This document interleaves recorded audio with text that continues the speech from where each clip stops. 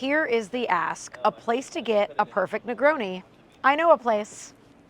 I'm Amanda Gabrielle. 13 years of drinking, writing, and hunting the world's best bars has taught me one thing. I know where you should be drinking.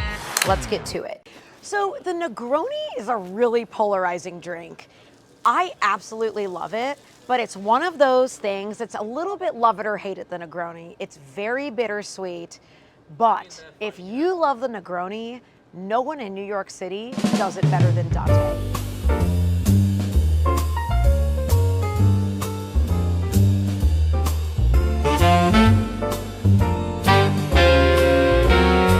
All right, so we are here at Dante because they have something from 3 to 5 every afternoon called the Negroni sessions. Negronis are $10, and if you know anything about New York City, great happy hours like that are very hard to come by. And not only are you getting an excellent Negroni at Dante, I mean, this cocktail is perfectly made. It is perfectly made. And you can get everything from the classic Negroni that they serve on tap to a Boulevardier to even a vintage Negroni made with spirits that I believe are from the 1970s. Okay, the first Negroni that I'm trying today is called the Cardinale. I actually asked the bartender what was a little bit on the drier side, and he recommended this. It's made with gin, but instead of Campari, it's made with Contratto bitter, and then it has lo-fi dry vermouth, one of my favorite vermouths. And this is such a beautiful Negroni. Campari can be very perfumey, it's sweet, it's a little bit thick. I personally love it. Not everyone's a Campari person, but this could make you into a Negroni believer if it's not something that you usually like. This is Dante's classic on-tap Negroni.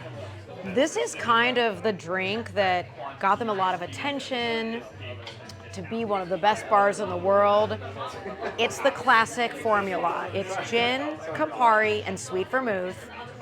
But the thing about it being on tap, it's always the same temperature, it's always the exact same ratios, so it's really a perfect Negroni every single time.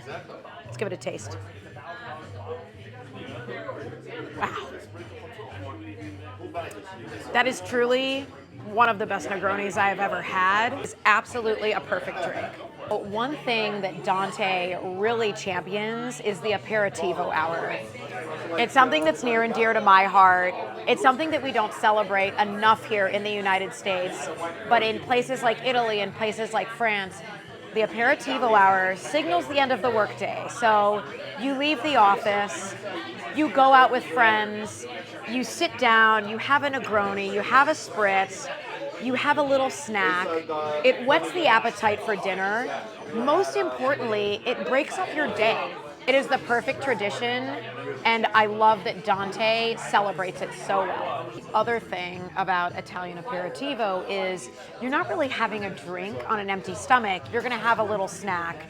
So Dante has this beautiful antipasti menu, almonds, olives, crostini, a bunch of salumi with prosciutto, my absolute favorite, anchovies, cheese, just little snacks that if you're coming for aperitivo hour, they're not gonna fill you up, it's not a meal. And the thing is, this menu is so beautiful, maybe you are staying for dinner and you're ordering a bottle of wine and it becomes your evening.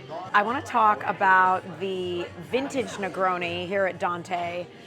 So it's actually made with all spirits from the 1970s. So gin from the 1970s, vermouth from the 1970s, and Campari, which Campari from the 70s is the most interesting of the trio because Campari, which now is dyed red with food dye, actually used to be colored red because it was made with cochineal insects, these tiny little red beetles that gave it its color.